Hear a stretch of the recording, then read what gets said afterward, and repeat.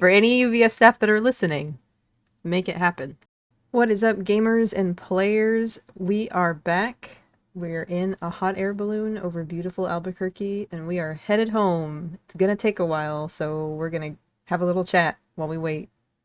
In this hot air balloon basket, about 3 miles above the Earth, I am joined by... I'm Jake. I'm kind of scared of heights. Andrew. I'm also scared of heights. Brian. Kind of warm up here. And I'm James. Looks like we're going for the height record. And of course, I am Steph. Not scared of heights, but am scared of hot air balloons. So we had a very, very busy weekend. We did so much. We went to first... Oh. I was like, you can't just brush that off. What do you mean you're scared of hot air balloons? They're big, and they're filled with hot air. There's like a fire up above our heads. The heights are whatever. So is Jake. Are you scared of him? Yes, for similar reasons. Very good reasons, actually. Mm-hmm. Sorry, I didn't mean to interrupt. You're good. That was worth Just imagining a hot air balloon freaking just interviewing people. Yeah, we had quite the busy weekend. We drove to Albuquerque, where one of us went to the Content Creator Summit because we got accepted to that, as you saw in one of our previous episodes. And then we played in a tournament, and then we ate things. Some other stuff happened in between. We got attacked by ticks, which we'll talk about later. And then we drove home. So I think we're going to start off... Oh, what was that? I was saying only some of us got attacked by ticks. That's true. You did not get attacked by ticks. You were safe on a plane. I was not safe. I was in a backseat. But more on that riding later. On top of Falco. Stay tuned for the tick story. It's terrible. Anyway, one of us got to go to the Content Creator Summit, and sounds like it was pretty great from what he told us. So, Jake, why don't you tell us what you saw, how you felt, how it went? I saw Tam! Hell yeah. That's it. All right, next. Next guy. He saw the content creator. That was the summit. That was the summit. Next question. He saw the content creator. Yeah. So it was fine. Very exciting to get to see some of that stuff firsthand and talk to other creators in the space. It was kind of warm. The venue, as mentioned before, I'm sure by other people at this point and by us, there was no AC. So the Content Creator Summit was like 6 hours, and it was us in a small room with no AC. Yeah, like it had to have been awful, considering it was also like just in the venue for the regional. It was also very hot. Yeah, I mean, we were in a desert. It was in Albuquerque, so a little crazy. I think that was part of like Universus hazing you, though. You know, they were just making sure you could hack it. Yeah, they did it specifically for us to make sure that like they weren't inviting weak content creators. Mm-hmm. All right, you passed initiation. Makes All right, sense. here's the cool stuff. So it was pretty neat. We got to see a lot of the stuff upcoming, and you guys got to see a bunch of stuff through me. We know a cool amount of stuff coming up. I'm extremely excited. I know it's frustrating hearing stuff like this and not getting a whole bunch of the details. A lot of it is a lot due to the fact that they don't want to kill hype before release. If I just sat here and told you everything they showed me, you'd know everything coming up. Their news would mean nothing. But True. That being said, we did get to take our own footage of certain stuff, which we'll have out very soon, especially with like Street Fighter coming out. Just around the corner. Just around the corner. I'm excited for it. We got hands on with all the cards and the alts, which is really nice because the alts were drawn by a familiar face And hand. Oh yeah, he probably didn't draw him with his face. He might. No, I don't know. imagine. Have you ever seen this man draw? That's true. I have never seen him draw. So the cool thing about it is that Genzo Man came back. Has done art before for Street Fighter cards in our game, and do the alts. And I have to say, the new alts, whew, Crisp. whoa, they look good. Which I Crisp. don't think they've done challengers deck alts bad at all. I think they're all good. Yes, agreed. I do think they've all been pretty great. So they're going to continue that trend. They're really cool. We're going to have a video out later this week showcasing our footage of one of them and talking more about the set in depth. So be there, be square. Don't forget to sub for that. But outside of Street Fighter, talked about Turtles. And how he likes them. And how I like them. There was no information on them. It was just me talking to everyone else about how I like Ninja Turtles. Oh no, I just meant turtles. Yeah, just All turtles. kinds. Well, I was talking about the Turtles, and then I used that to transition into Ninja Turtles, and then Tam scissor kicked me to get me to stop. Damn, I wish I'd gotten that on tape. Overall, to not yap for too much longer on this one. Okay, well then we're gonna triple it then and give it to the next one. Help. Overall, I'm really hyped for a lot of the new stuff. Like we see the alt arts for Turtles, which, as anyone that listens to me yap on this thing knows, I care very deeply about alternate arts and the quality thereof. I care so much that we get like good art on cards and things I'm really passionate about, like sets. Like, I'm not a big AOT fan. I actually don't like AOT really at all. But I have liked some of the cards and some of the art in AOT. And now getting to see art in a set that I actually deeply care about. The alts for this for Turtles is beyond cool. They had Lashar come back, who worked on some of the Critical Role alts, and I mean, those look good. So Yeah, those are all so clean. I'm actually going to go out on a limb and say these look better than the Critical Role alts. You're biased. I am biased, but I do think they do look better. That's think high they praise. are. Like, I love the Critical Role alts. I have nothing but praise for them. They are so good, all of them. For sure. The turtle ones, in my opinion, are better. I was Bias in going the to half shell over here. importantly, Lashar worked on the SR alts. Yes. Yeah. So you know which alts we're talking about. Yep. The secret ults look really good. Yeah, and all the secret rares looked really good. So Yes, he worked on the My bad. Did not mention. Might be. yeah, he's just all of them. Just he's done every Just all. alt. He's done every alt ever. For crit I roll. mean, actually, if he had did every if he had, then that would make them all very good because the art's good. The art's very good. I'm extremely excited. Leo, Donnie, Raph, Mikey, April, Bebop, and Rocksteady are in the set, so no fear. all the expected faces right there, right? Yeah, all the expected ones that like are just like gonna be in the set. Like, I don't know how you do a set without those.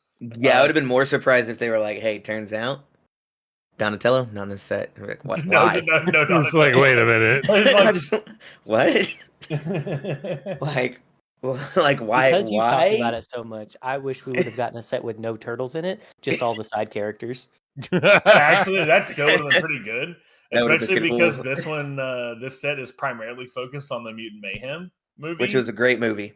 Which, Yes. yeah, we actually watched it in Vegas last Yes. year. And I watched it twice in Vegas. Yeah, you did. I also watched it twice, but only because I fell asleep towards the end of it the first time. Now, Jake, can you confirm or deny that Ferbus will be a character? You know what? I can't say much about Ferbus being a character. I'm hoping that when we get the Masked Rider set that is sure Yeah, I to was come gonna- out, it has to be in the works. It's an IP everyone wants, and I know that Universus would basically be a dead card game if they didn't get the Saban's Masked Rider set. So I have to think Ferbus will be a character.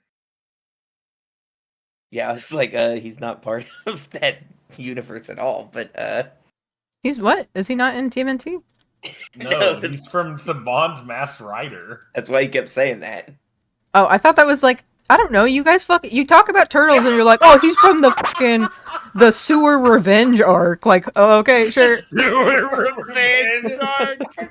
I don't know what the fuck this is. He's from Hotel. He's from Hotel Dusk. Sure, that's bullshit. He's from- You're just saying things. That's just a DS game. No, it's spelled like this.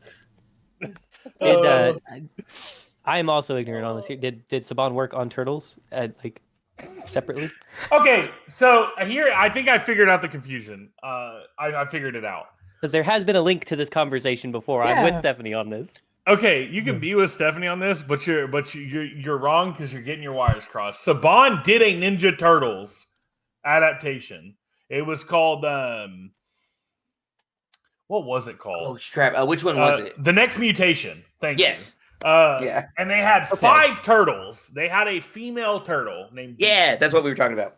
Yeah, that Yes, was so episode that's 2. what I remember. That's what I was referencing. So we've talked about Saban and turtles before, and then you led into Ryder and Furbus, and that's where I think Yes, Stephanie but got let confused. me be clear. Let me be clear. Don't get it Furbus twisted. is not part of Teenage Mutant Ninja Turtles. He So we is can a basically part of guarantee- Masked Rider. So Oh, Common Rider? Who the fuck calls it Masked Rider? it's called Saban's Masked Rider. Is the name of the American adaptation. Oh my god. It is. I Yeah. hate that.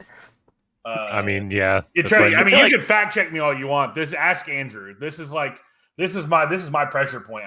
I know too much about Saban's Masked Rider and Kamen Rider as a whole. I'm very big into Kamen Rider. I need to, like- not this episode, but at some point I need to know what the Jake lore is that you're obsessed with this extremely obscure literal Who movie / series / whatever. Literal Okay, so who? actually, what's really funny is he first shows up in an episode of Power Rangers to cross promote Saban's Masked Rider, which is upcoming, which is cool because it makes him part of Power Rangers lore. But in the actual series, Power Rangers are never mentioned. They never show up. And he has nothing to do with Power Rangers in his own show. Literally, the Red Ranger shows up, and the Kamen Rider's just like, WH Omega Law, are you? So you're telling me if we get a Power Ranger set, Furbus could happen? Yes. Okay. Good to know. Technically. For any UVS staff that are listening, make it happen. I need, Just make him a I need promo, I need a 1-of-1 Furbus card for me. Yo, Well, I mean, honestly, what has to happen is if they get Power Rangers, but they're not allowed to do Furbus, they just have to scrap the set. Yeah, Yeah, that's true. kind of sad. I mean, I what just is can't- what is Power Rangers without Furbus? Or Ninja Turtles, for that matter. I cannot wait for Jake to win an event, and then his character art is just him in the Furbus suit. I don't know if they could do There you that. go. I mean, I don't think maybe. they can, but you know, in a perfect world, Follow probably. up question. Well, it'd be really weird because if I made a character card, it would be really weird to have Furbus on a card named Brian Garza. I mean, we could have all three. It's just Jake, Brian Garza, and you're in a Furbus suit, and there's no explanation whatsoever. The real ones will know. The big fans. Let's try and get back on topic a little bit. Fine. Fine. We'll put Furbus in the back pocket. I will never, ever give up an opportunity to talk about Furbus and or Spawn's Masked Rider. Well, I'm I aware. mean, in this hot air balloon, I think we got plenty of time to kill. So I mean, hey, why not? But So anyway. We're gonna close that door for now. I close that door. There's a door. There We'll go is a ahead door. and we'll go ahead and get past. We also saw some Guilty Gear Strive stuff. Very Mhm. cool. I'm excited to talk about it in the future. I'm super excited Same. to talk about it. There are so many things in my head that I want to say right now. Yeah, I was like, Yeah. oh, I can't talk about that yet, but man, it's gonna be cool Like, when I do. Like, I am gonna say a couple of words. I am gonna not gamer say, ones. I'm gonna say, well, maybe gamer ones. I'm gonna say Soul Bad Guy. Yeah, I mean, He's in Guilty Gear Strive. Yeah. I am looking forward to just talking about Guilty Gear Strive because this is probably the IP I was most looking forward to with the Shears roadmap. You're not looking for it the most still? No, I mean, I guess it is the proper way to put it, sure.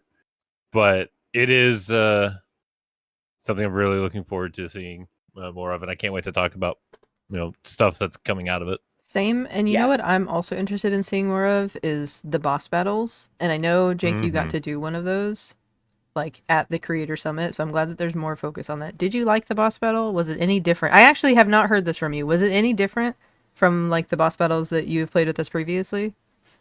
So actually, yeah, they updated some of the rules, or are working on updating some of the Yeah. rules. Yeah. I'm actually gonna have on screen, and on our for anybody listening that's not on YouTube, I'm gonna have it up on our X account and on our Blue Sky.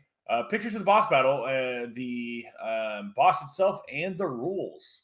I do have to stress that these are kind of like a beta test, like a work in progress to be Yeah, finalized. these might not be the Like, ones that you get when you this might not be the buy that product. yeah, this might not be the finalized version, but it's in a good direction. They talked about how they wanted the new ones to be able to be played in different levels.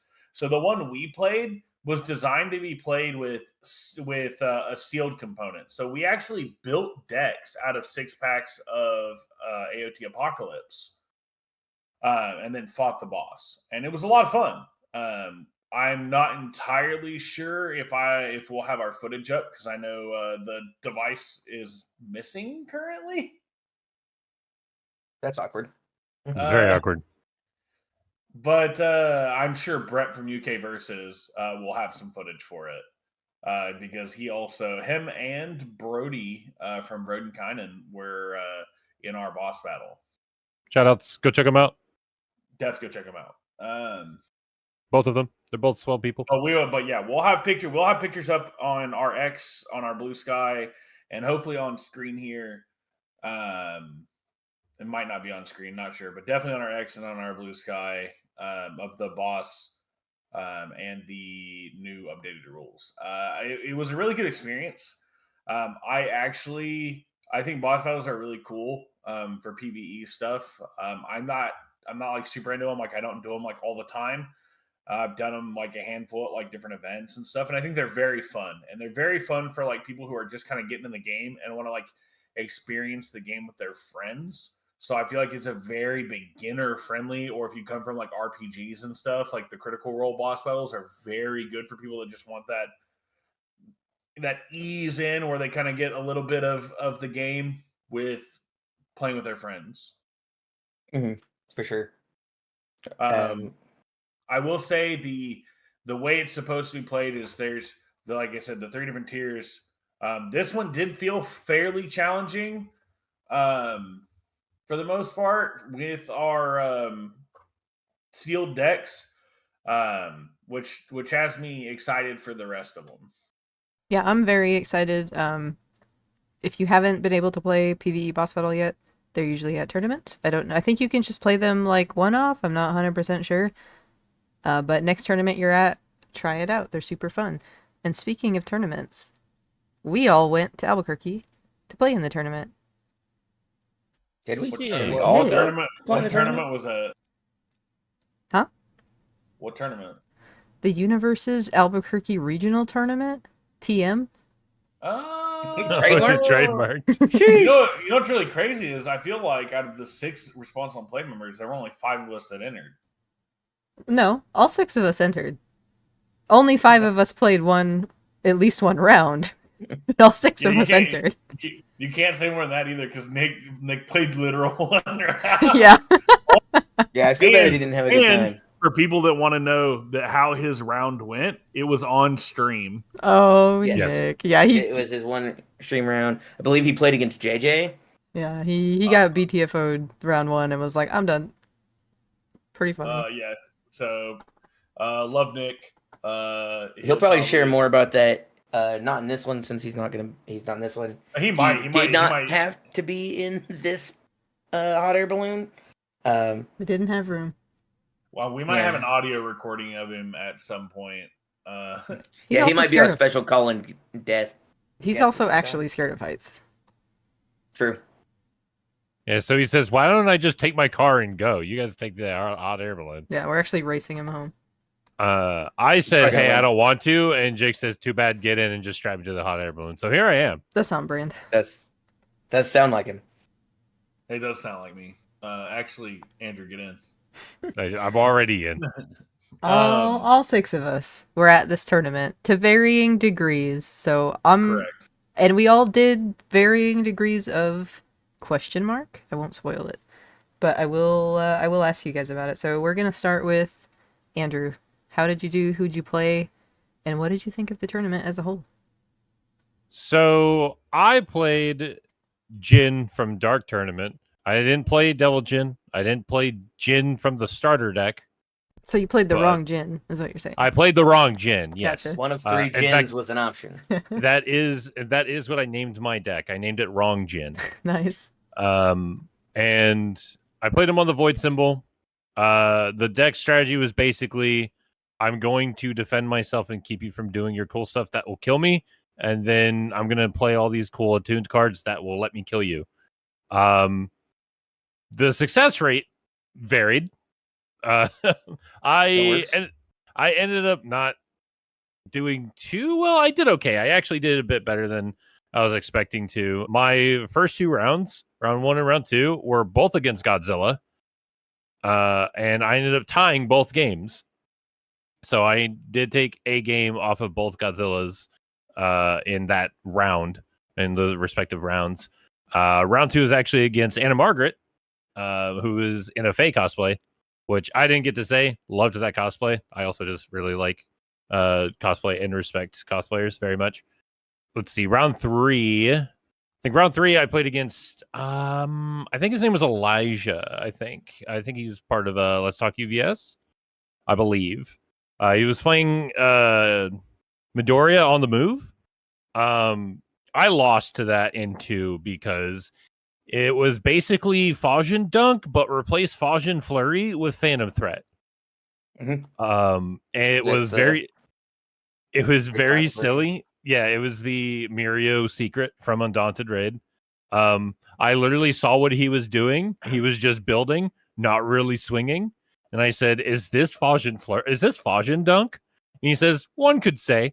And then a turn or two later, he slammed Phantom Threat on the table. I was like, "Ah, it is." But you changed the kill card. He was still playing Fajin Flurry as like, and I guess Another option. yeah, he had it and I think he did sling a couple at me within like our whole match. But he basically just built until he had Phantom Threat, counted his stage and go, "Yeah, this kills you." I'm gonna say, "Hey, next one's getting 24/24. I'm gonna Phantom Threat." Plus a bunch of responses. Yeah, a bunch of responses because they're each different editions of 2/2. Oh, I'm sorry, 3/3. Yeah. And then said, "Yeah, it's 30 mid for triple your health bar." And I'm like, "Yeah, I can't. My deck can't answer that like at all. It's response speed. I am not allowed to touch it. You kill me.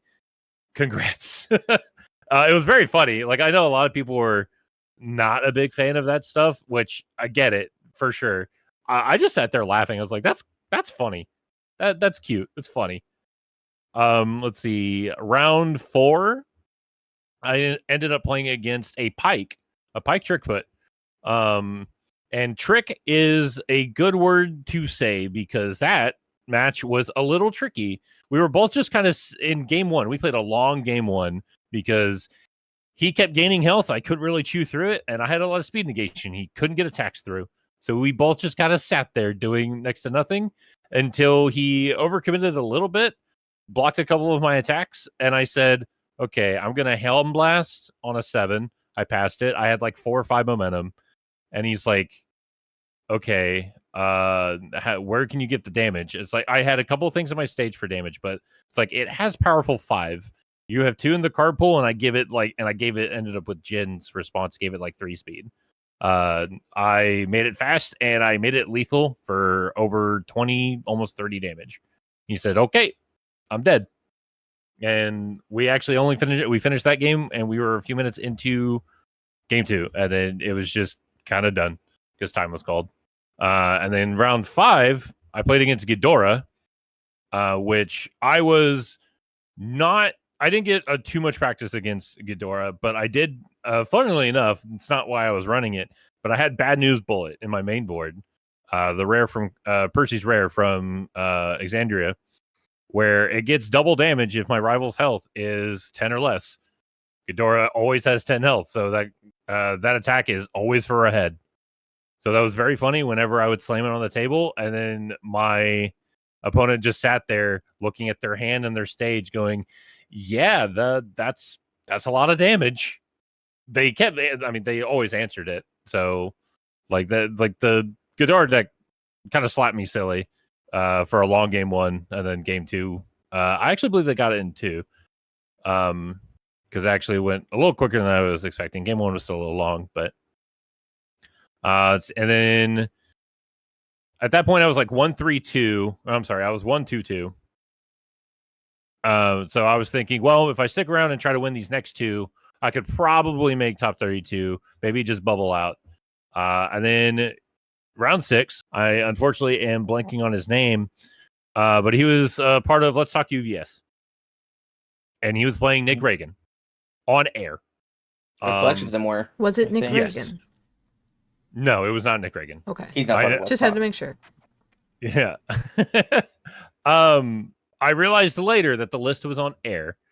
I'm pretty sure it was on air because there was a lot of like cards that had the air symbol on it. Yeah, I heard a little bit about the deck. Multiple Let's Talk UVS players were playing it, and it was Air Nick Reagan.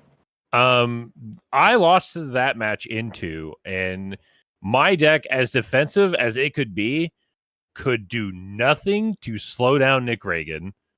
Even though he was tapped down a handful of foundations, he still kept throwing attacks at me and still punched me in the mouth. I was sitting there like, man, yeah, I blocked a handful of attacks and slowing down your attacks, and I still can't block them, or they're still Yeah. getting through, and you're still playing attacks.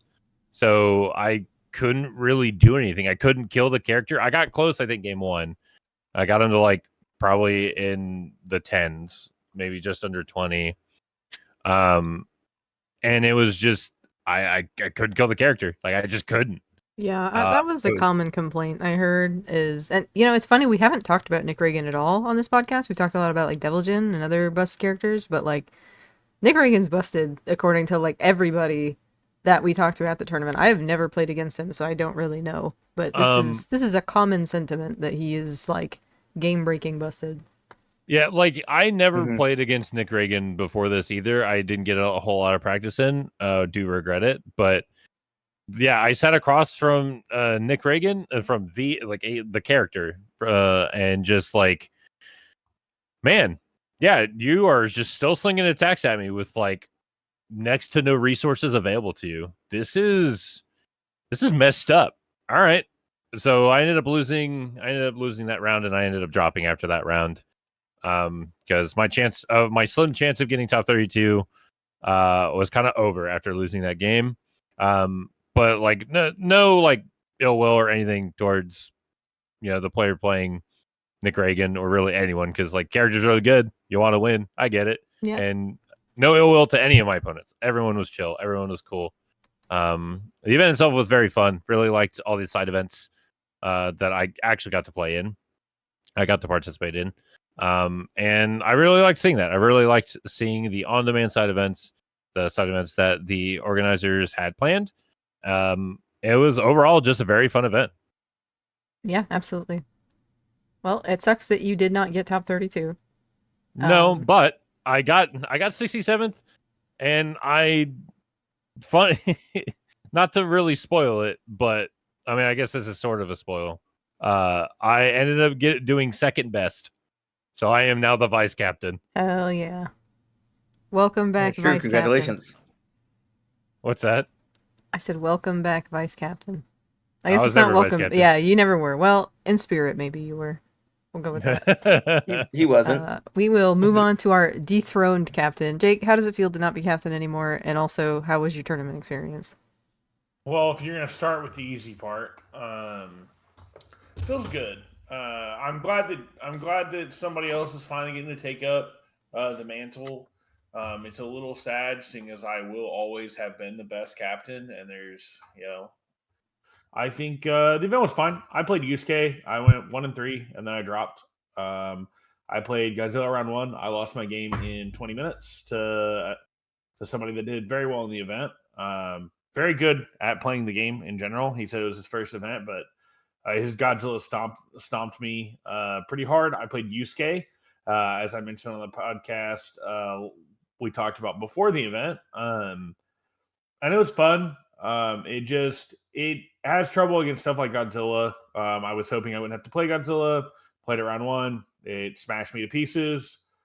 Game 2, I played against Hannes is the character's name. Yes, from Mhm. AOT. Yeah, and it was like game 1, I like held some cards expecting him to poke me. He didn't. He took like 4 turns, built a lot, and just went, all right, cool. Good luck trying to get through.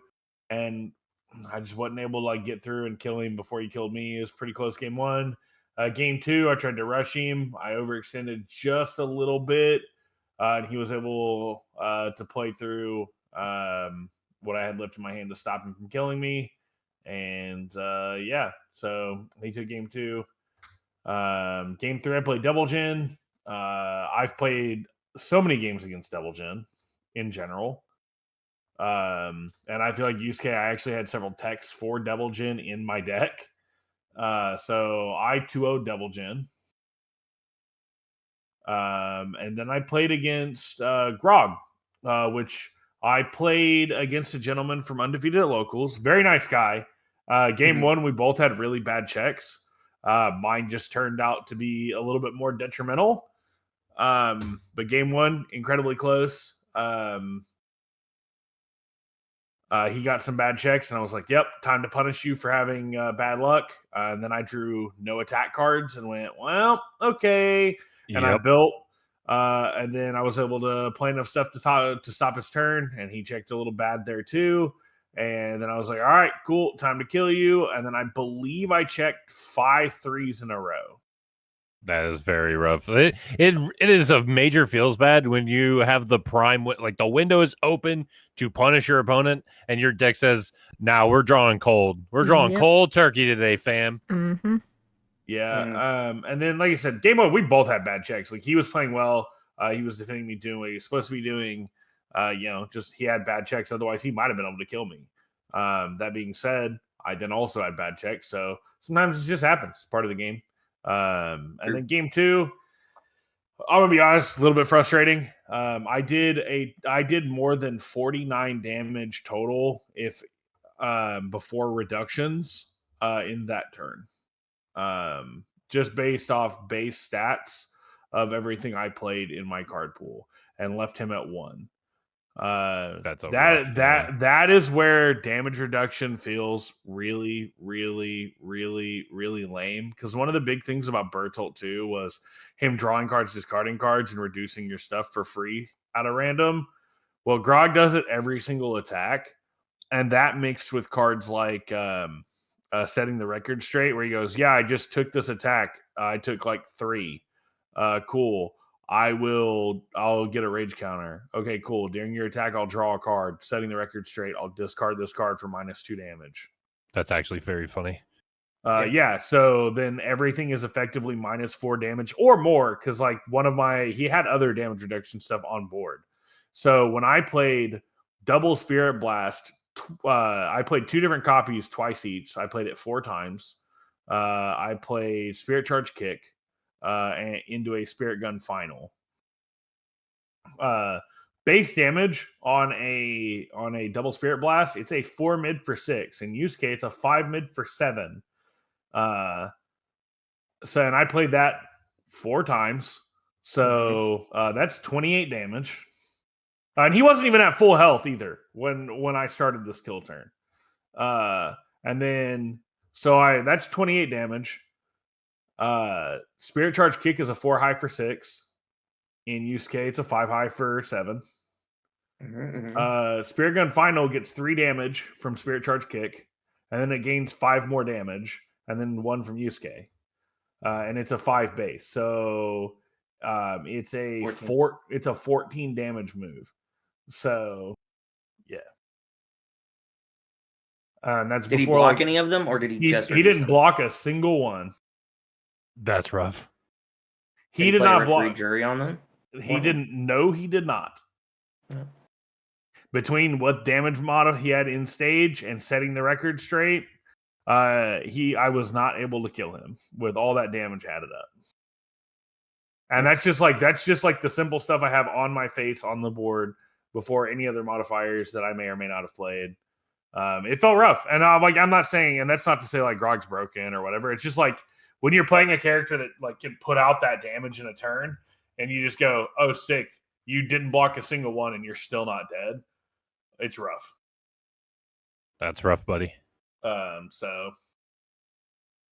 it was unfortunately it was like do or die time. He had been playing the game really well, and he had ways to get to like rip apart. And I don't have any on the symbol I'm playing. I don't have any throw hate. So he's just sitting there hitting me with really big rip apart. So even when I'm half blocking him, I'm still taking damage. Yep. The bane of 7-handers throws. Yeah, so I'm just sitting there like taking passive damage. Anytime I touch him, he's getting rage counters. So it's just one of those matchups where opponent played really well. He played, I hope, to the best of his abilities. He was so he wasn't an easy person to beat. On top of playing a character that just reduces damage very effectively. I'm glad. I hope he had a good event. I had fun playing with him, and I'm not salty. This is just like the most involved match I had. So like my matches were pretty like I said, I lost my first game in like 20 minutes. We played both games in like 20 minutes. None of them got past turn 3. Jeez. Game 2, it wasn't really anything special. It was like he played a bunch of cards, and then all of my stuff got minus a billion speed. He blocked it, and I had to try to find ways to break through and couldn't. And like I've already griped about on the channel that I don't like playing long games. So, it was fine. Like again, nothing against that guy. That's the deck he built. He gets counters for blocking. He should play a defensive deck, just not my style. So, but it wasn't very involved. And then talking about Hannes. Yeah, that's Hannes. Like I said, Game 3, Devil Jin. We all know what Devil Jin does. I won it in 2. I was very ready for Devil Jin. And then, like you said, the Grog was just the most impactful match because he did play well. He played exactly like he should have been playing. And I feel like I probably might like I said, if I had any other way to give like 1 damage, that becomes the best 2 out of 3. Like he doesn't kill me in 2, we take it to game 3, and then who knows what happens. But he was a very good player.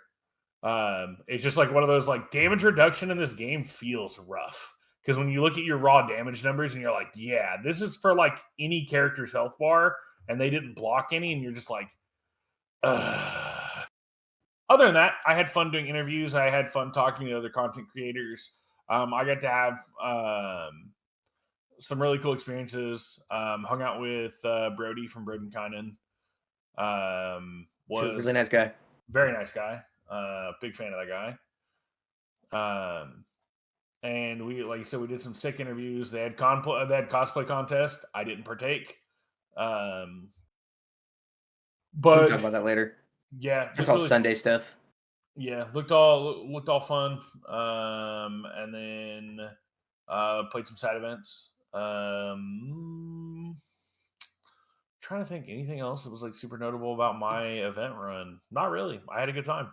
Some side events. You played one side event. That's some side events, bud. So get wrecked. I'm glad you had a good time despite playing against Hannes the Wall. He's like the wall guy, right? Builds huge. He's one of the wall guys. Yeah, one of the wall guys. That's great. Love that. You would think Yusuke's a Titan the way he built that wall. Damn. Well, we'll move on. We are in the business of usurpation at Response on Play. I think I said that right. I've only ever read that word. Don't quote me. So that's the new Aaron? Usurpation? Yeah, usurpation. Yeah. I mean, I know the word exists. I'm one of those people who like read words in books and stuff, and I don't hear it. Never said them out loud. Never always say them wrong in my head. So, you know. I think that's the first time I've ever said that word out loud. But anyway, just like Aaron. Right, so you're fine. I was like I was making sure I'd heard you right. We are in the business of usurpation. I'll say the German Usafish. Didn't say that right either. Anyway, we're moving on to Somewhere Brian making because he's not vice Oh, we captain want- anymore. That's true. How does I that am- feel, buddy? What happened? Well, maybe my curse is broken. We Maybe did break now the that I'm no curse. longer stuck being second best, um, according to the ones that count. Um, like maybe I'm just allowed to be good now. Who knows? But that being said, I took Ghidorah. Not very great finish, obviously. Mostly because I was working on Hiei for a long time and realized it was not going to be it. He was unfortunately not going to be him. So then I built a Death Ghidorah list. It was a lot of fun, but definitely was lacking in the speed, amp, and hate department the way the other two symbols of his have. I got to play. I played 4 rounds before I dropped. I played a. Oh gosh, my first round opponent. I'm trying to remember what he was playing. He was new. And we played through. I'm trying to remember. I sat right next to you. What was it? I know who you played against. But I don't remember. I don't remember the character. I know he was. It was new. This was his first regional. He'd only started like a month ago. He's playing Really Air nice guy. Vax, wasn't he?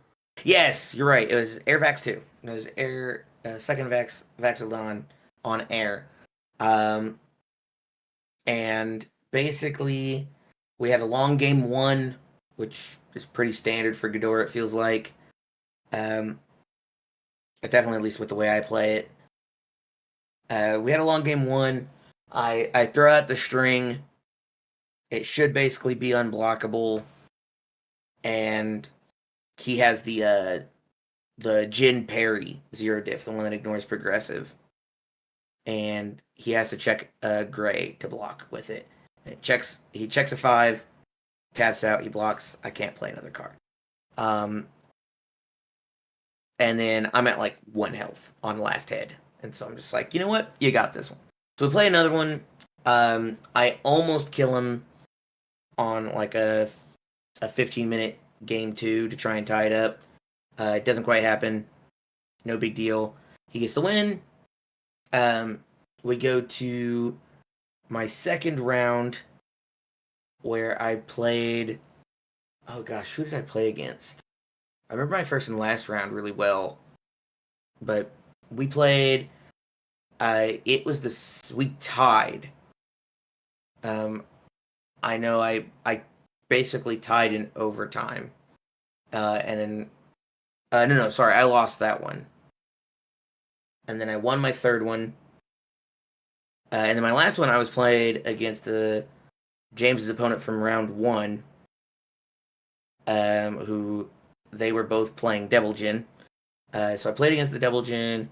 It was really close, but basically I wasn't able to close out a game 3, and he was able to beat me afterwards.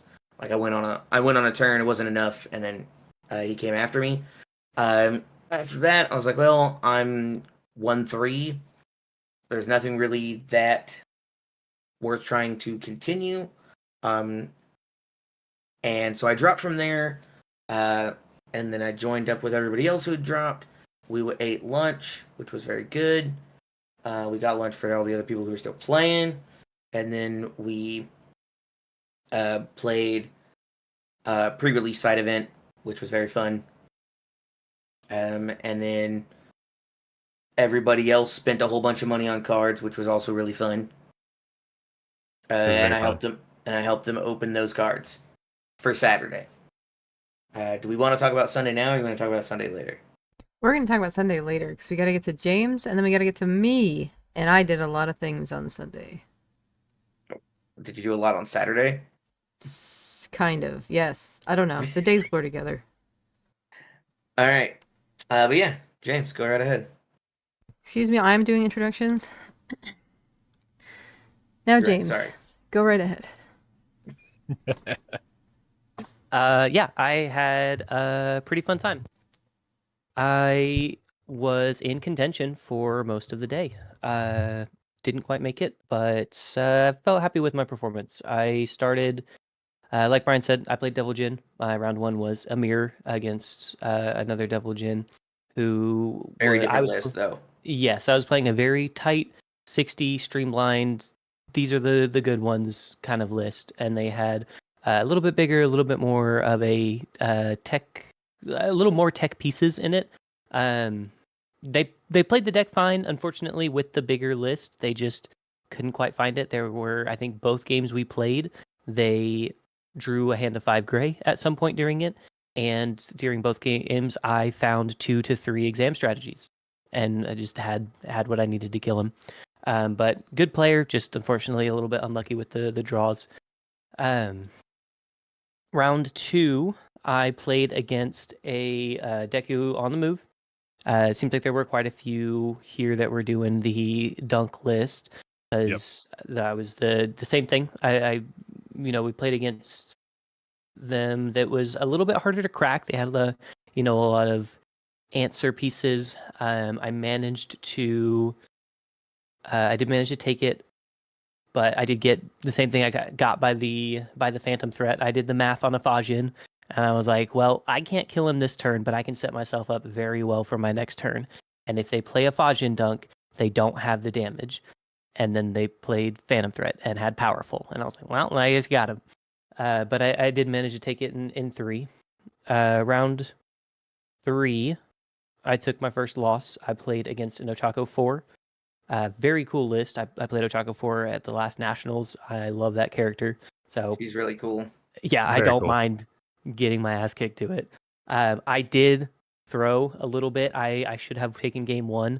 I messed up my line. I put a camouflage counter on top of my deck and then did not draw it with long range support, and then did not have the necessary number of attacks, because I would have had that and then teaming, which would have guaranteed it because they had 1 card in hand and they were at 3 health.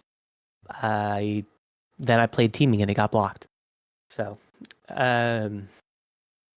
also just picked the wrong zone. If I would have left it mid or made it high, I would have got the game too. But you don't know that. But I did mess up my line there, and then so that could have changed everything. But game 2, I went first, built my hand, built a second hand, and then on their turn 2, they played 50 damage. I blocked 1, and they still overkilled me. So, you know what? Sometimes you just find it, and I'm okay with that. The deck did exactly what it's supposed to. Round 4, I played against another Deku on the move. This one piloted by William Anderson III. Great guy. Played against him in multiple events now. We ended up tying. Very, very probably, I would say, my most fun match of the day. It was a very intense kind of back and forth, both of us trying to figure out. He had, multiple shutdowns and draws and things that kind of let him extend his defense way harder than he really should have been. He was one of the few Dekus that I've played against that actually flipped on their backside super early and just said, I'm not playing on my front side. I'm going to flash an attack, and then I'm going to use the rest of my defense on board to stop you from doing what you want. And it was a very good, puzzle to figure out, almost like, it's not hard, not often playing Devil Jin that you're like, man, I really have to think about exactly what I'm doing. Usually it's just, I'm going to play the orange ones in the right order. And it was definitely something I had to kind of figure out. We ended up tying. If I had a 4 diff attack instead of a 5, I would have taken it, but we did go to overtime, and we tied. He did give me because I tied him, didn't technically lose. I was able to get one of his alternate art character cards, which was super cool. I've got it. I got one of the ones that has like the Japanese written on it. So that was awesome. William, if you're listening, thank you for that. Love playing against you. But round 5, I played against one of my locals, which you hate to do. We were both. It was a 301 at that point. Were you 301? Or sorry, 201, because this is 5. No, you're round 5. So 201's only 3, man. You should have 4. So you're 301? Yeah, no, yeah, that's right. Yeah, so it is. It's 301. But didn't you lose to an Ochako? Oh, you're right. I'm sorry. No, so we were both 3-1 then, because we had the same. We had the same record at that point. Yeah, 2-1-1. 2. Oh my God. Yes. I'm sorry. I'm losing my math here. It's 2-1-1. 2 wins. Goodness. Numbers Wow. are It's hard. been a bro. really long week. We're recording this podcast early. It's been a really long weekend. Oh, Oh, it's so Um, funny. Oh, it's so worth it. Anyway, 2-1-1, and we both had the same record. And we were joked about it like 5 minutes before the round pairings went up. We were like, there's a good chance we probably actually play each other. This was his first event. He was, doing decently well. And turns out that's what happened. Like they went to go get us food, and we like turned around to check our pairings, and he was like, "It's us," and I was like, "No way." But he was playing the Reiner 1. Very cool list that I've struggled beating in the past. Luckily, he made some changes to it that made it a little bit less awful for me. He was playing super hard Foundation Destruction in the past, and he changed the deck to be a little bit more half and half with Foundation Destruction and then just regular like defensive abilities like Desperate Struggle and I think he had Invincible Body. I can't remember at this point. Yes. Okay, yeah, so he's running Invincible Body too. So he had those defensive foundations, but then also was playing a bit of the foundation, which made it a little bit easier because my biggest problem playing against him in the past is I would, as a 5-hander, build my 3 or 4 if I got lucky, and then he'd just blow them all up, and then I don't have what I need to string. But I managed to not have that problem. I built 5 both games, managed to find what I needed to turn off the few defensive pieces he did have, and take the game from him there. Before you go into the next round, you reminded me. Round 2, I played against Reiner Braun, piloted by Brett from Universus. Oh, yeah, I remember that. Okay. That's who I played in round 2. He Shoutouts. He blew up my whole stage in game 1. I built 4. He blew it all up. I built like 3. He blew it all up, and then I was like, "All right, cool, man. Let's keep playing." Let's keep playing. That's such a feels bad. I was like, "This is rough." Yeah, it was crazy. Good stuff though. Yeah, Anyway, that list is not fun to play against. But It was very funny. It kept me from taking Overhaul to Albuquerque because that's who I originally wanted to take. But with there was a rumor that freaking Reiner 1 was going to be there, and it scared me enough to not play him. And yeah, I there were guess definitely quite a few there, so that was not a bad idea. yeah. But so we finished round 5. I am still in contention for top 8, which is crazy for me. Exciting. Yeah, super exciting. Like I've been in contention before and always kind of fallen a little bit out. So I was playing a good meta deck this time, so I was really hoping that I was kind of gonna do it. The deck's been running hot all day. Most of my turn 1 builds almost all day have been either a 4 or a 5 build. Like it's just been exactly what I needed. And then I play against Ghidorah in round 6. And both games, I managed to build 2 foundations turn 1, and just not find anything. I mean, it was extremely impressive how quickly the wall came up. Game 1, he had 3 relentless challengers, 2 invincible bodies, and a pageant queen by like turn 3, and I was just like, "There's nothing I can do about this." And he's honestly playing pretty aggressively. Maybe that has to do with the fact that I'm low on foundations. But I mean, I'm seeing by the time I do get my foundations up, he's throwing 100% and patchwork babies, and they're just like hitting for so much, and I can't block them. And so that kind of just repeats again for game 2. It's 2 foundations. I don't find what I need, and the wall comes up, and I just don't have enough. I managed to block a 16 speed 100%, and then he kills me with patchwork baby. So Like that was God unfortunate. intended. Yeah, I mean, it is what it is, so you don't always have it. Sometimes the deck doesn't love you. But so that talked me out of the top 8 contention. However, I was still kind of at the point in contention for top 16, depending on tiebreakers and things like that. So final round, I play against a Nick Reagan, piloted by Nick Reagan. Great guy. We spent a little bit of time with him after the tournament. Real fun to talk to, great to play against. We had a good back and forth. He killed me game 1. I got what I needed and killed him game 2. We go to game 3, and he opens 2 foundations. And so I feel pretty comfortable. I get a little greedy, and I build my hand. I build 6. And I'm like, 2 foundations, he's not going to find 35. boy, does he find 35. Yep. Spirit Gun Final with extra damage into Patchwork Baby that hits, or I'm sorry, not Patchwork, into some other attack that hits true 100, and because I have 6 foundations, it does 1,000,000 damage, and It has then +8 damage from him and it. yep, and then one final attack that hits Patchwork, and he has exactly the correct amount of keywords to get me for lethal. So for 2 reasons, if I had kept 1 card in my hand, I would not have died there. 1, he would not have had the damage. He would have been off by 1, and 2, I could have just blocked one of them. But I disrespected the Nick Reagan. I thought that there's no way he finds 35 on 2, even though I found 33 on 3 the game before. So I don't know. That was a bit of a misplay on my part. I also forgot to, in my opening build, mill with Sins of the Father, which would have given me either another attack in hand or, maybe set things up a little bit differently where I didn't feel as comfortable building the last one. A father sin. Father sin, Yeah. sorry. Yeah. But, so a bit of a misplay and definitely a level of disrespect to the Nick Reagan deck. But man, I was just hoping, he's got 2. If I can just find the 5 good ones on my turn, he just dies. Because I built 2 exam strategies. It was 2 exam strategies and 4 regular foundations. And so I was like, if I can find it, he is dead, 100%. And I just didn't have enough to survive. But all in all, finished 39th place, I think, which Oh, was is it the 39? I best. thought that was 35th. It was, and then they finished a couple more rounds that pushed me down a little bit. So, Okay. it was 39th place, which is the best I've done in a while. Not as good as I've done previously. I'm still trying to get back to, my 2023 year, which was a lot better. But Mood.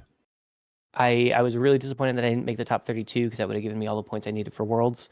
So I guess we're just gonna try again in Louisville. But I had a really good time at the event as a whole. I think my deck ran well for the most part.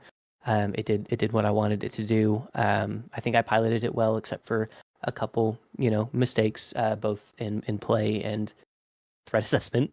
But I think it was really good. Well, you did not win top 8 or top 16 or top 32. But that's okay because you won team captain, and that's really what was important about coming out here, right? Yeah, we need a belt or something for it. That's We true. do. Yeah. And I really just was tired of hearing Jake yap all the time, and so I had to make sure he wasn't captain this time. You had to shut him up. We all thank you for Actually, it. not true. I yap just as much now as I did then. Try again, dum dum. Try That's true. again. But now I don't have to listen. That's true. You weren't listening before. But he felt obligated that he should have. He felt guilty that he wasn't listening because you were captain. Ah, okay. Now he doesn't have to care. That's fair. Yeah, I can tell you, it's always next time. it feels pretty different to be sitting in the silver chair, Yeah, it's, not having the silver medal, sitting in the silver chair. I love James and Andrew being captain and vice captain because this is truly like a Meek inheriting the Earth moment. Like it's great to me. James has already been captain once, though. Has This he? is his return. Wait, when was he captain? After Nets. Yeah, Nets. Oh, for like a week, right? No, because you guys wouldn't let me take over after my Worlds run. Yeah, so instead of 1 week, it was 3 weeks. Fair. It was like a month. Okay. Well, now you get to be captain for 2 months. I get to be way longer than that. No one else is coming to Louisville, baby. Oh yeah, true. I'm gonna try to go. Okay. I think Brian's going. Yeah, we'll like- see. And I think Nick's going. Are you going, Jim? Nice try, loser. Are we all going? As long as if you, James, Brian, and Nick go, that's half the squad or more, which means he could lose his title. That's true. I'm just gonna sabotage Nick's car so he can't come. Damn. That's rough. Nick Big if is true. the fairy that's gonna take us all there. Well, some of us. Except for me. Look, Yeah. I'll you fly. gotta do what you do to keep your title. Yeah. Gotta do what you do to be the best. I don't care about losing vice captain. I'll be honest. James, you did not lose everything this weekend, though. In fact, you won something on Sunday. This is a good segue. Tell us what you won. Well, he didn't win. He kind of won. He won He got arm in second. arm. Hold with on. someone. Are we gonna talk about your Saturday experience? Yeah, let's talk about your Saturday experience. Oh yeah, I forgot that I was I had an Also experience supposed to on talk. Saturday. So excited about talking about everyone I else's know. experience. That's my what job. what a true team captain. That's my job Am I as right? MC. Yeah, I should just be like eternal team. I should be like team god, Full-time team and you captain? guys can be like the team Team captains. God. You know? Team God. Yeah, I mean, be I'm Team also God, on we'll- Team God. You Yeah. could be Team and- Pharaoh. Team and what? we'll be your. You could We be will. Team Pharaoh. Team Yeah, Pharaoh. Team Yeah. Pharaoh. Pharaoh. Yeah, you The be the morning Pharaoh. and the evening star. Mm-hmm. You be the Pharaoh, and we'll be your tier 3 subs, aka your Twitch mods. Oh yeah, love it. Yeah, I had an experience. Oh yeah, someone go ahead and ask me again. Let's I just did. just do it again. I need a little more pomp and circumstance. I am the Pharaoh after all. You are the all right. How was Almighty Pharaoh. how yeah, Almighty Pharaoh? How was your Saturday? I prefer my queen, but that's acceptable. My Saturday Not doing that. was on your knees. I hate it here. My Saturday was great. I showed up on Friday, and because I have free will, I decided I don't want to play this tournament today, and I just unregistered. I didn't want to do it. I just wasn't feeling it. I didn't have the mental. I wasn't practicing enough, and I was like, wait a minute, I don't have to do this. And then I didn't do it. So, yeah, I just rolled up, I unregistered, and I was like, you know what, I'm gonna do side events instead. And that's what I did. I did a ton of side events. It was really fun. I did pre-release with you guys. I honestly, I don't remember what all I did on Saturday. It really blurred together. It was... I mean, we did the pre-release together for sure. yeah, that We was sure Saturday. did. I remember that because it was did. very hot. But I don't know what else you did because, like, I didn't hang out with you obviously until Yeah, I it's wrapped just up, like- so I don't know what you did through rounds 1 through 4. I don't know. I just, know you like, hung out milled with Anna around. Margaret. Oh no, I Uh, hung out with and- Kat. So Yeah, Albuquerque and Kat. chemist. Sorry, I thought you were hanging out with both of them. That's why I was gonna say. I did. That's why So was I doing ended both up of kind of them, just schmoozing and like going around talking to people. So one person I talked to, her name is Kat. She's a new player.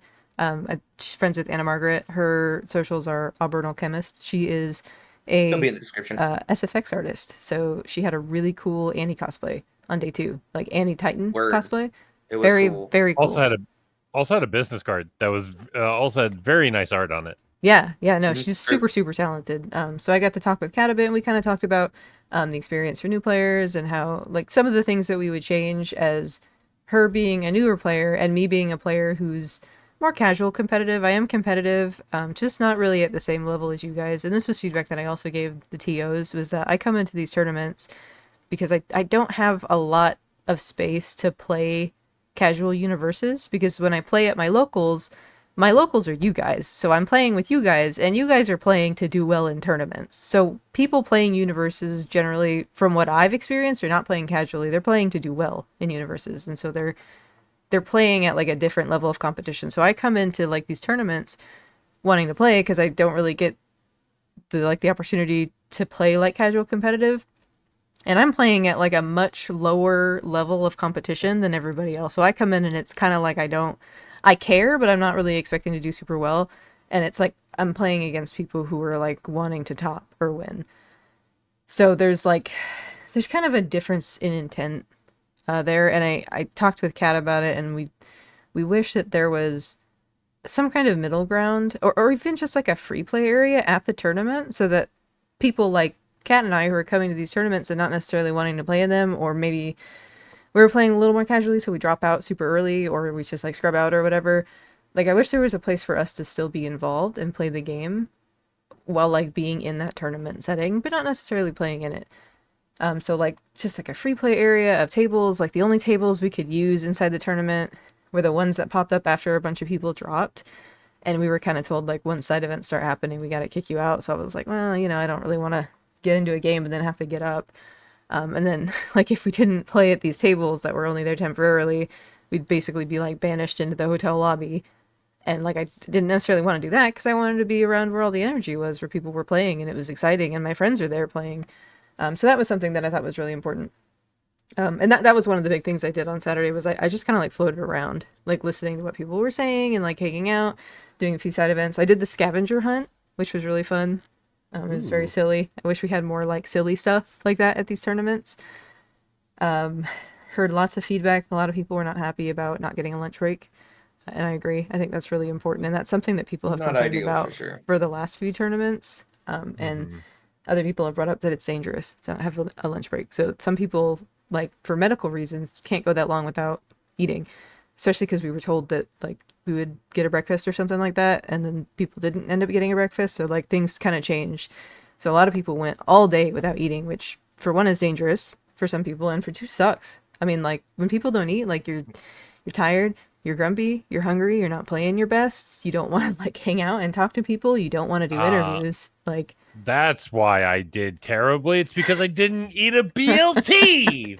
exactly. Damn it. Oh, I guess we didn't get you a BLT. I was like, but you did eat. Like, we got you lunch. And I, Yeah, No, I mean, there were definitely. yeah. I was gonna say, I definitely seen like people talking after the event that like it wouldn't have been as big a deal if they told us, beforehand that we weren't getting a lunch, because you can plan for that, but we were getting a lunch, and so people planned based on that. And so some people didn't eat breakfast and planned to get a lunch, and then when they were told they weren't able to, for various reasons, that causes a problem. right. Now I do understand that it wasn't 100% the organizers' fault because there was an issue with the kitchen. However, they still could have allowed us a lunch break and let those people that had to have food. There were restaurants within walking distance, so there was that option. They didn't have to cancel the lunch. They could have just at least informed us that we couldn't use the hotel restaurant or something like that. So that's something that I would like to definitely be noted in the future is like do your best. Whatever we need to do, stick with what they say because people are going to plan around it. And if we're able to, it would be nice to have a lunch break because it's nice to get that reset.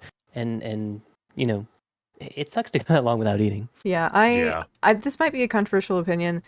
I don't think it would be nice. We have to have a lunch break. I think that's a we have to. When it's like an issue of like medical safety and like you can't expect people to play card games for like 9 hours straight, or I don't know how long it actually was, but it was really long and everybody was really tired by the end of it. Like I don't think that that's reasonable. Like I there has to be a lunch break for people to get food in between.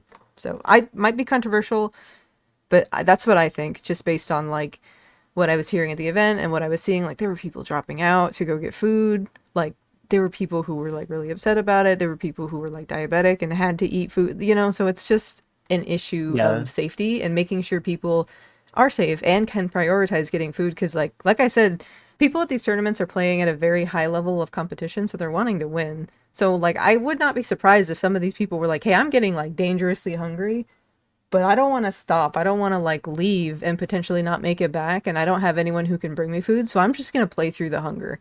Like that's how you get people getting sick, passing out, like it's just me personally, I don't think it's safe to not give these people a lunch break and to let people go get food, Yeah, and like have a break. I talked to two different people who said that they ID'd like their round 4 just to go get a lunch. Yeah, so that was my Saturday, kind of going around hearing all these feedback, playing in some side events, seeing what people were up to. I found out that there was going to be a cosplay contest on Sunday, so I went to Target with Nick actually, and I I put together a Target cosplay that I ended up wearing on Sunday. So I'm just going to talk about my Sunday stuff now, and then I'll let you guys talk about your more exciting totally. Sunday stuff. So Arguable. Yeah, go ahead and keep yapping, Pharaoh. I will. I thank you. So Yes, I cosplayed as Sasha, with a potato, and it was really fun. I just went to Target. I got some brown shorts and like a white shirt, and I bought 2 belts, and I just kind of threw it together. And then I drew like the Survey Corps logo on a piece of printer paper from the front of the hotel, and I just taped it to my back. So it was great. I got to do some like fun photo shoots with Brody because he cosplayed Connie, and we both like not planned but separately brought potatoes. Like we went to Target and bought raw potatoes separately, so we were both just walking around with raw potatoes. We got some like really great pictures from that. There was like a little photo shoot with UVS. And then I was gonna play in the AOT side event, but I decided I didn't want to wake up early. However, I have a really cool story about that. So when I did think that I was going to play in the AOT tournament, sorry, we're going back to Saturday. This was in the morning before round 1 even started. I was like, damn, I don't have an AOT deck. And so I went and talked to Sam Tate, and I asked Sam if he had a deck, and he was like, no, but I bet my locals do. So he brought me over to his group of like locals, and he was like, hey, does anybody have an AOT deck she wants to play in side events tomorrow? And they said, we don't have a deck, but we can put one together right now.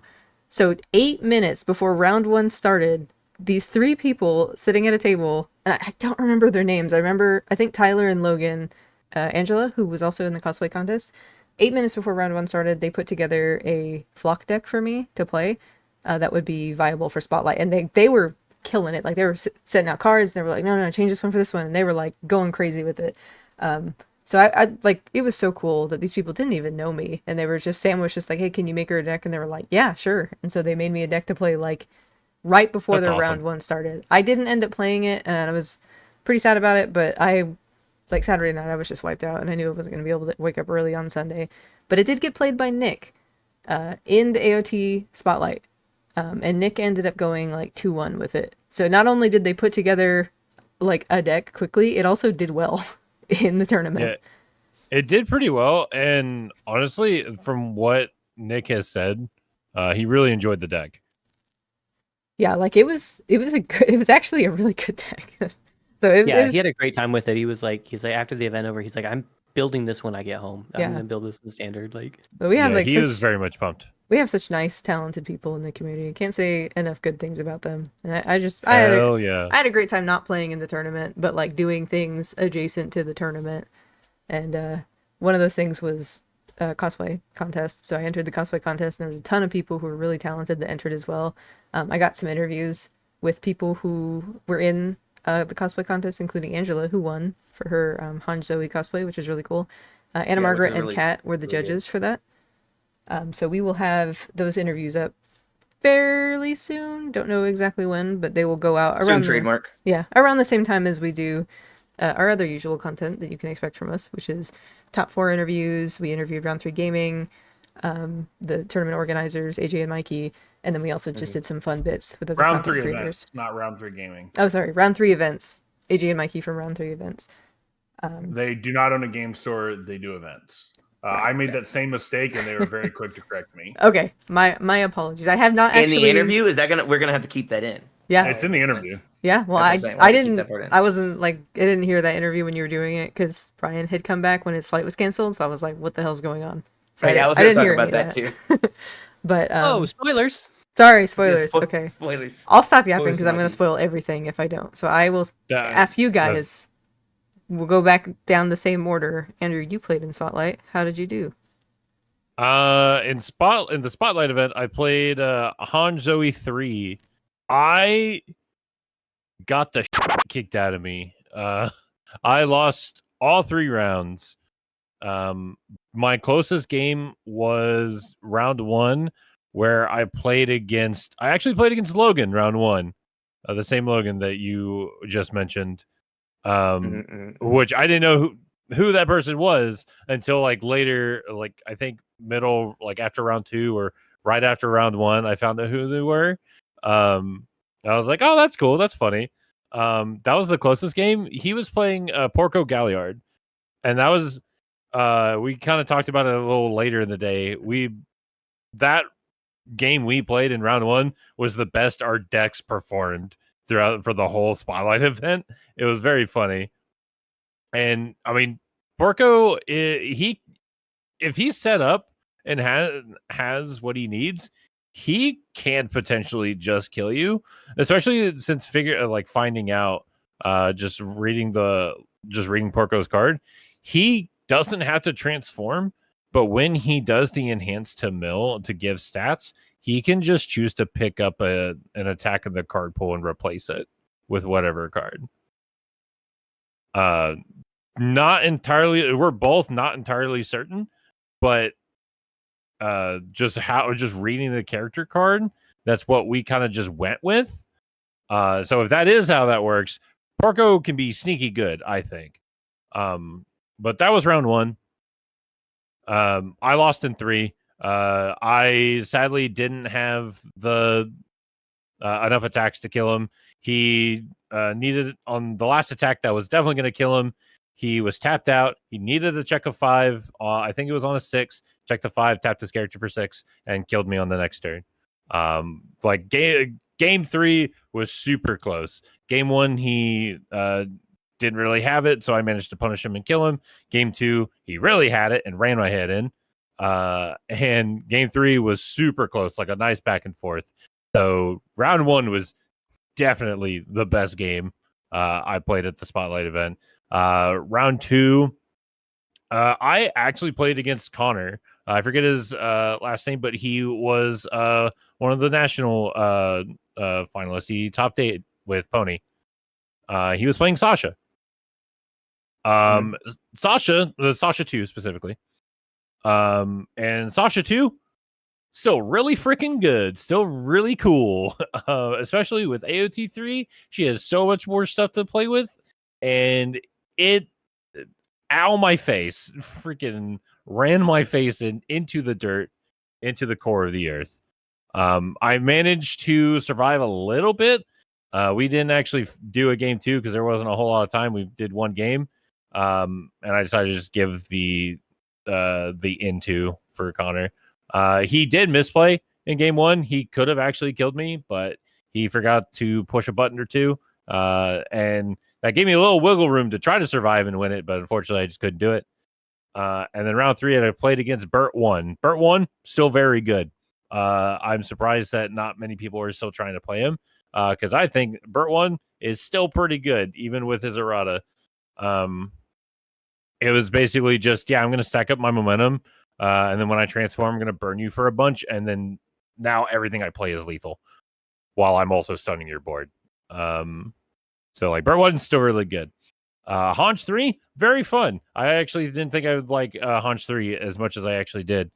And it's very cool for both your rival's turn and your turn to be like, yeah, this card I played will not count for progressive. Yeah, this next card will not count for progressive. Like, I did that specific, like, a lot for both, actually, for offense and defense. I was just like, yeah, this attack or block I played, it's not going to count towards progressive. So I can give a little speed hate. I don't have to like commit too hard with speed hate and be fine on my next block. So I would say my time with Spotlight was fun, even though I just got absolutely kicked around the venue. Well, I don't think we need to do Jake's because I can tell you exactly what he did during Spotlight. Round 1, he was sleeping. And then round 2, he was sleeping. Whoa! And then round 3, Whoa! surprise, he was sleeping. He wasn't sleeping by round 3. He came down and said hi. Not sleeping during round 3. My bad. Jake, what were you doing during round 3? Why don't you I let was us know? sleeping during our pre-release game. Yes, he was. It was so. I That was lost. Saturday, wasn't it? I don't care. I lost was. to a sleeping Jake. I forgot to say this. He was asleep, like literally asleep in his chair during pre-release, and I was playing him. Like his head was like nodding down. He was like dropping his cards, and I still fucking lost to him. It was horrible. Like top 10 worst experiences of the weekend of my life. To be fair, I then went on to beat Brian also. So He did, yeah. I did win our little pre-release. Yeah, we determined that sleeping Jake is like very dangerous to play against. Because He stops yapping. He Yeah, gets to do the math while he falls asleep, and then when he wakes up, he knows what's from right. Demon Slayer? I've What got- the hell? I've got full calculus, so like my brain is in like it's running less processes, so it just maxes out on UVS on Universus. So yeah, I'm just like immediate like answer. I'm just like, damn, I look like I kind of look like you. If you guys seen Ice Shield 21, I have. when Senna's like he sees the path through the defenders, that's what it is for me. I'm just like I see the line. Oh my god. You're such a nerd. Uncanny. Actually, maybe you just like start falling asleep in like the real tournaments, you know? If Just I, have does. friends to meet up. if I ever make it on stream, I will fall asleep on stream. For his own power. Right. I'm unlocking 100% of my brain. Y'all are done. All right, well No enhance. that was Jake's experience. So And then he who did else some played? interviews and stuff. But, First off, but you'll see about a bunch of that. most of my Sunday experience was actually in the evening. We also did a lot of interviews. We did. I got to talk to a bunch of people. I had a blast. Thank you for anybody that came up and talked to us about our content. It was a blast. The other content creators I got to talk to, big shout outs to Anna Margaret. She was very nice. I got a picture with Tam. Hung out with Brody in the evening. I think I might have said that because I didn't realize we were talking about just Friday, Saturday, whatever. So hung out with him after the event in the evening, and it was a lot of fun. I had an absolute blast. Talking to Hitch and the gang at UVS, talking to Josh and Matt and everybody, and really getting to pick their brains for an extended amount of time on Sunday was a lot of fun. I really appreciate them hosting the Creator Summit, and I'm glad we got to go. Agreed. True. Yeah. Big if true. Yeah, I don't know if we said that enough, but appreciate Universus for letting us in to the Creator Summit.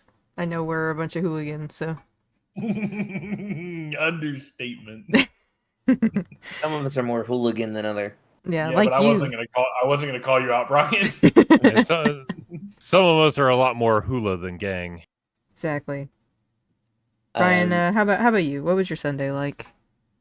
So obviously Saturday night we made decks from all the stuff we opened. I played Peak in the pre-release, and I thought that deck was super fun.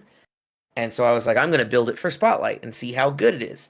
And then made that. We tested it a little bit. Went to bed super late for it. Get up in the morning, make sure everything's ready. I play Angela round one. And we tie. She was playing Haji Zoe, the first one, not the neat. second or the third one. And so she was just playing the 9 Titans that surround you on the couch. And of course, I wasn't able to touch it because that's what Haji Zoe says. And we ended up tying. It was a cool back and forth.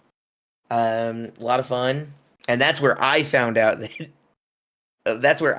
who had lent the deck to originally to Steph, because they were talking about it while we were packing up to get ready for round 2 soon.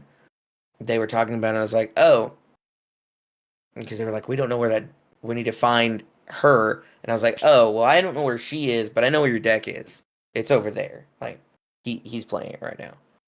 And I was like, we're all friends. She ended up not wanting to play, so he's playing right now because he really wanted to play Flock. So we chatted about that for a little bit. And in my second round, I played against. It wasn't Reiner 1. Who was it that I played against? I don't remember the character now. But we had it went to game 3. I was able to take it, basically by slamming out 1,000,000 damage on a final turn and having to play around his activations of Greater Goal along with my activations of Greater Goal to try and provide enough damage that would end him. But I was able to do it, just barely.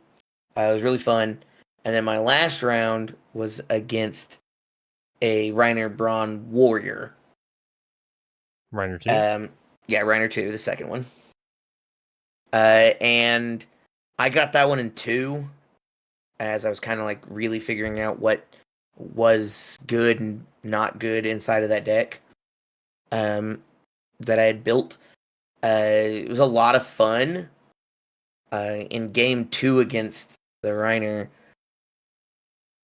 he tried to poke me a little bit. She can manipulate speed really well, so I just kind of blocked, or like took it on the chin for a little bit of my damage reduction. And then I had hit him with 1 poke, so I had 1 momentum, and I missed doing anything on turn 3. I just built. And then turn 4, I draw pretty much only gas. I'm at like 9 foundations, and he's been trying to hit me, so he's at like 6 foundations, but only like 2 are ready. And I was like, well, you're not going to be able to block these. I'm really sorry. And slammed down a move for his first half. I think he had 12 health left on his front side. The first move was for 12, and then the second move was for 17. And I was just like, huh. It's kind of crazy how much damage this deck can put out. I want to build this in standard and really see how much damage this thing can put out. Like when we're playing the really good ones. But yeah, I think I was right behind James in that. I think I was like fourth. But it was a good time. Like it was a lot of fun. And then after that, I had to get lunch, so I didn't really get to do any of the interview stuff. We got lunch with Sam Tate, great guy as always. We hung out while we ate, and then I went to go get on my flight.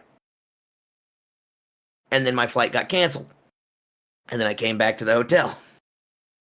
And then I did all the same things that Jake was talking about, which was a lot of fun. I'm kind of glad that my flight got canceled, because I would have much rather been there and done those things than not.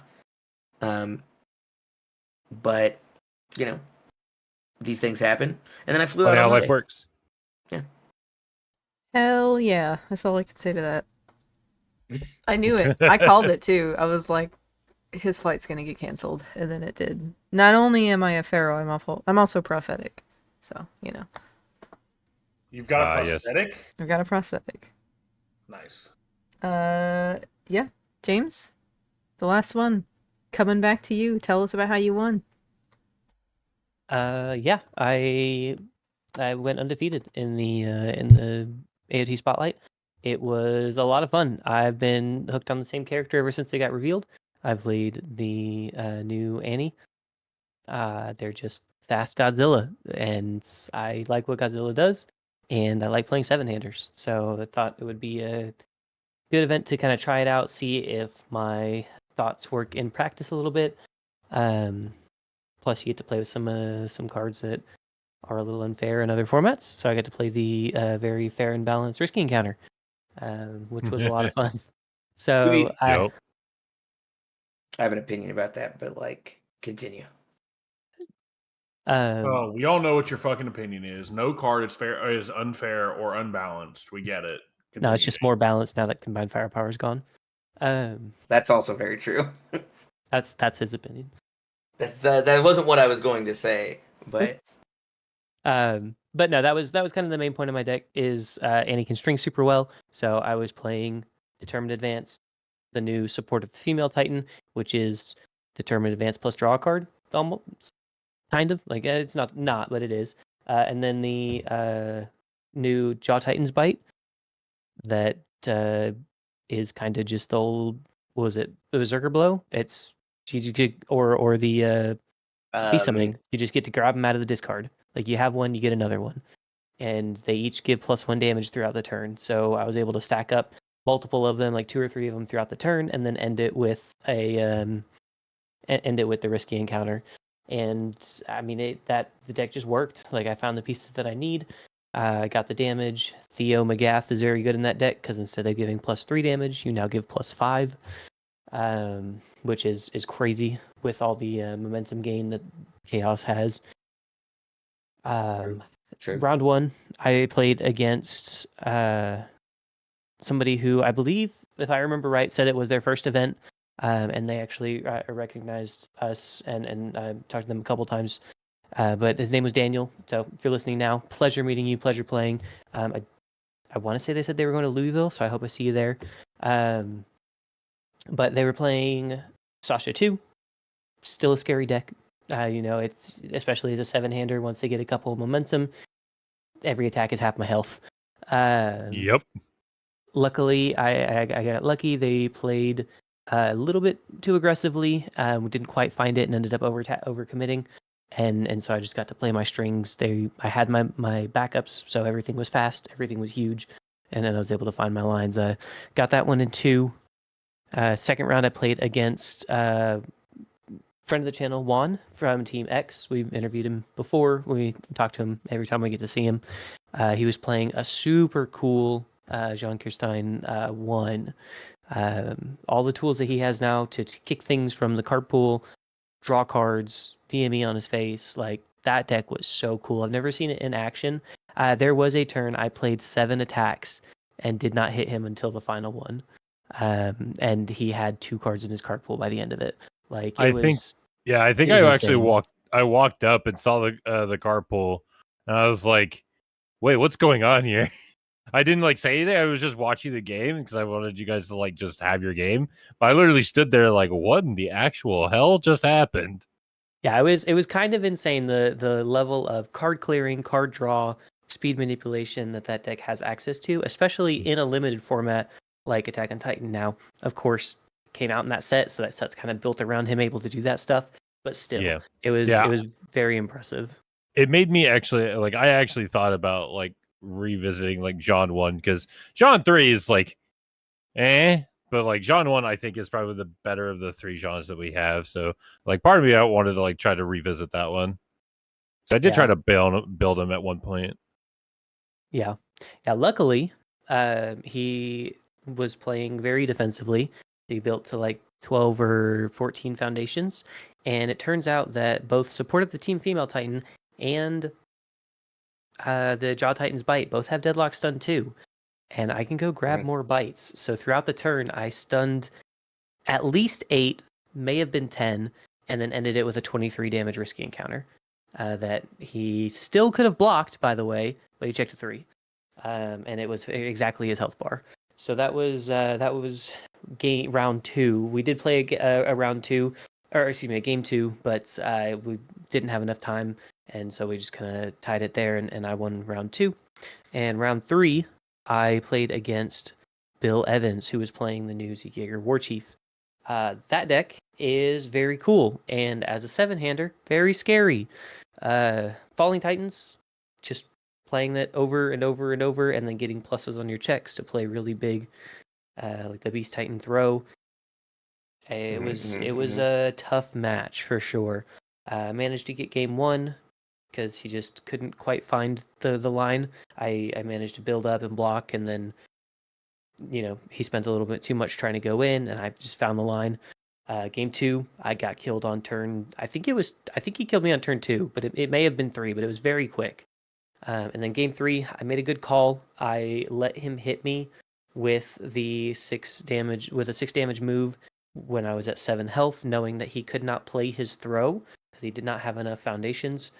And then I was just hoping he played a zone I could block because I did not have a high, and he had a lot of high attacks in the deck. He managed to play the Jaw Titan attack from set 1. That was the 6 low 6, I believe. I had a low block, so I blocked it, lived at 1, and then played Determined Advance, support of the female Determined Advance, and they were all 10 to 11 damage each, and killed him with 3 attacks. So the Messed deck, up. the deck kills. I am so excited to build this character for Standard. I just need to make sure I can survive. Yep. Welcome But to my world. Spotlight was a ton of fun, though. I think, especially with all 3 sets out now, I think AOT Spotlight is a great format. Yep. There's a lot more to like It was a pull lot of around fun. with. Mm-hmm. Yeah, I loved the spotlight stuff. I don't know. I loved all the side events. So it seems like UVS is going the direction of wanting to do more of that at tournaments. So I mean, you heard it here. Like none of us did super well in the main tournament, but we all had a great time in the side events and doing other stuff. So more of that, please. 100%. But after we finished up on Sunday, we all went home. Brian got on his flight and he made it home to Austin safely, presumably. Don't know. No, I'm a ghost. Doxing? Oh, Doxing? sorry. I'll redo Oh, that. I don't care. I've told plenty of people that I live in Oh, Texas. so- okay. Yeah, I wasn't even thinking. Where was I know I? you guys are afraid of telling people where you live. They can come to my house. I'll give my address right now. They It's can show the fuck beep, up. beep, beep, beep. Beep, beep, beep, beep. My address is redacted. Yep. Wow, he sent his address in Morse code. Man, I wish I could read Morse code. Like do. I wish I knew it. Morse A Yeah. weird flex for Brian, but okay. I can do it. It'd be Alright. kind of hard, but Yeah. All Give right, me a Brian, minute, next I can think of podcast it. is all in Morse code.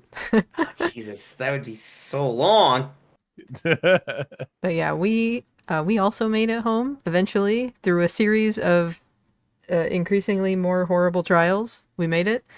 The first trial Through hail? was, yeah, we tried to go on the musical highway, and it started hailing, like torrential hail, and it was terrible. We did hear the music a little tiny bit though. It was like America the Beautiful or something, or God Save the Queen. I don't know, something like God that. save the I queen. don't think it was that one. God bless the ring, guys. So we did that, and then we went to a little place called the Blue Hole in New Mexico. It was really windy the entire time we were driving. We went to the Very Blue Hole. windy. It was a blue hole. Some of us put our feet in the blue hole. Tried to throw Andrew in, did not succeed. And then we got back in the car and we got back on the road, and there were like 3 or 4 ticks in the back seat just crawling on us, and there was like 3 of us sitting in this back seat of Nick's car, and I like looked down, and on my headphone case I saw what I thought was a ladybug at first, and I was like, "Oh, ladybug," and then I was like, "Why is this ladybug brown and small?" And I went through like the 5 stages of grief and was like, "This is a fucking tick," and I like basically threw it at James and was like, "Do something with this." Get rid of it. And this is Now. while we were driving like 80 miles an hour, like down the highway. Yep. So James did get rid of it eventually, and then we pulled over and we found more ticks, and we stood on the side of the road while it was like 30-mile-an-hour winds. It was something It was crazy. crazy. Like It that. was so Yeah. windy. Yeah, it was very windy. It was freaking nuts. Yeah, we got rid of the plague of ticks, and then we went home, and that Yeah. was what happened. And now we're talking to you. Hopefully, you're listening Yes. to us. Yeah, but if we did not catch a video of the ticks, I wish we had caught it, but it was like a terrifying moment, so I did not think in that moment this would make great content, even though it would have. And I didn't, I didn't get my phone out, so Not a true content creator. Deb no, didn't want to go ticko mode. I did not want to go tickle. Oh, Never man. again. Tickle But me Elmo. we did get the before math and the aftermath of Tico mode. So like, if you want to go see it, we're gonna have our vlog traveling content up at some point, like the longer form Albuquerque type vlog. We also had one for Denver. If you want to see that, you want to see what shenanigans we got up to. Fun fact: in Denver, the fire alarm went off, and in Albuquerque, the fire alarm went off. So I'm not getting crazy, but like, there's a common theme here that wherever we go, the fire alarms go off in the hotel. So at some point, one of us will fess up, but not today. Yeah, I was like, you think it's just one of the guests smoking when they shouldn't be? Yeah, it could be. Could be. Kind of has to be, right? Yeah, like it's the common thread. But yeah, we also have it's just like TikToks and shorts and stuff. So if you want to follow us on TikTok, you'll get to see our other travel goofiness on there. These are very long drives. It was about a 10-hour drive from Albuquerque back to the place that we call home. About 3 hours to fly back to Austin. And yet you didn't take any video of it. Interesting. I did? Huh. Oh, did you? You took video? Weird. I don't know. Maybe you should check the stuff. Perhaps And I tell me. will one day. But did you get ticks on you? No, I In was the in the plane. sky Well, then where I'm ticks aren't. well, then I'm just not interested. It's that simple. Did get to hang out next to a baby. She was pretty cute. Nice. That's not as Nice. interesting as ticks, but that's fine. Nope. I've seen my fair share. I've seen my fair share of babies up close. Do without them. Yeah, but it wasn't my baby. I didn't have to like leave with it afterwards. So You I was take like, it oh, or that's leave it. cute. Hey, And then I that would have left. been concerning if you did leave with it afterwards. Just like, all right, guys, thanks for letting me sit next to you on the flight. Whoop.